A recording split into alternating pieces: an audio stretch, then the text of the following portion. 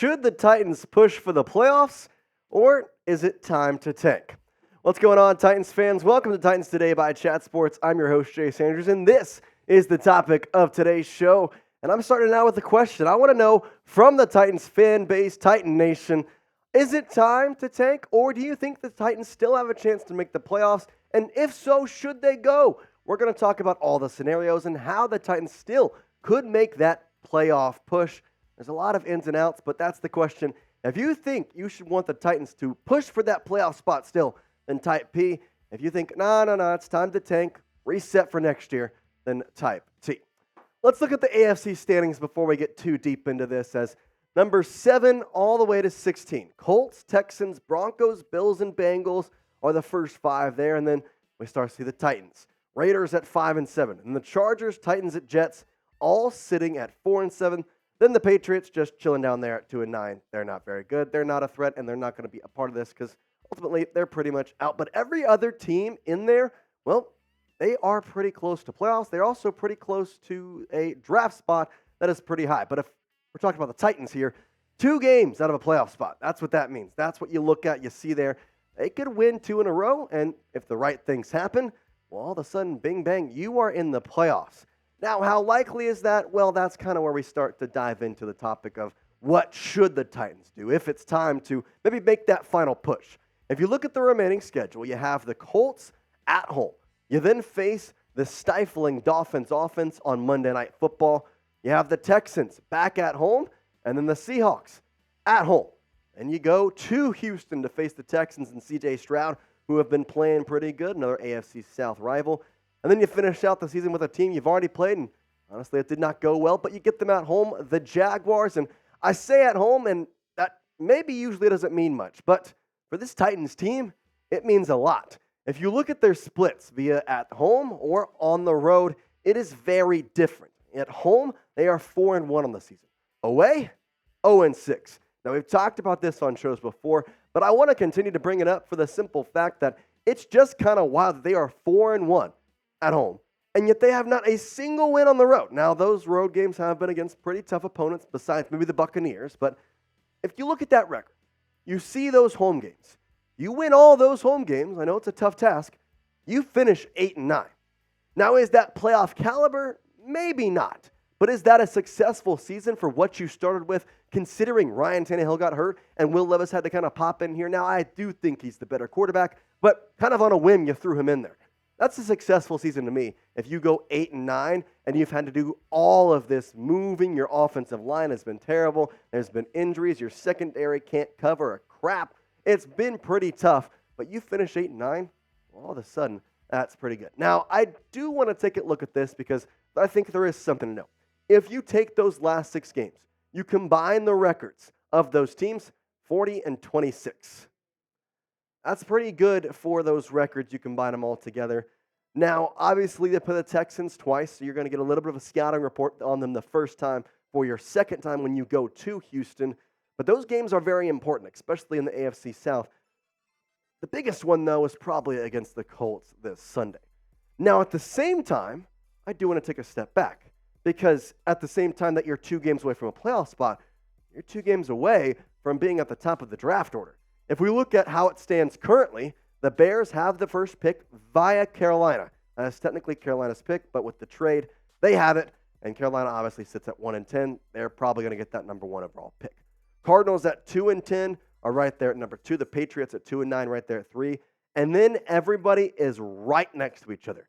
Number 4 slot, the Bears, 4 and 8. Commanders, 4 and 8. Giants, 4 and 8. Then the Bucks, Jets, Chargers, and Titans, all sitting at 4 and 7 right there at 7, 8, 9, 10 in the draft order. At the same time, if you win 2 games, you could be in a playoff spot. If you lose 2 games, you could be the number 4 draft in 2024.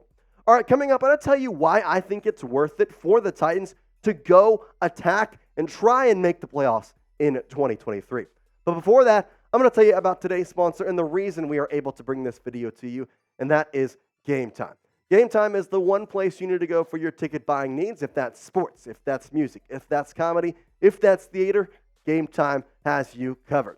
Game Time has every single event in your area, and they know that you shouldn't have to worry about buying tickets to your next big event. Game Time is going to give you your peace of mind when buying tickets with their best price guarantee.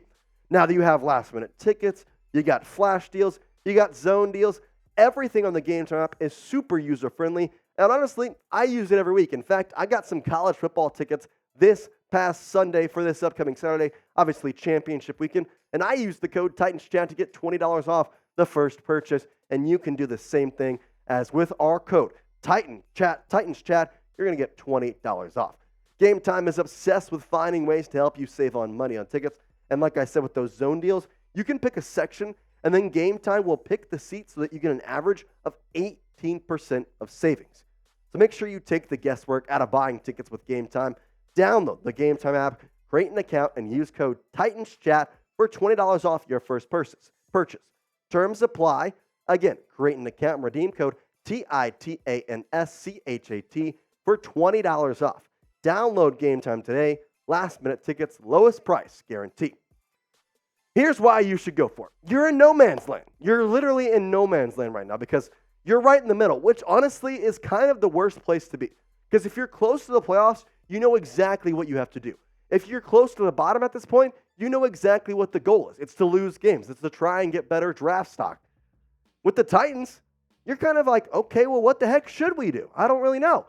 Well, I want to ask Titans fans this. I asked you at the top of the show, but now we've kind of gone through this order of what it would mean to try and go after the playoffs. What do it mean to look at the draft stock?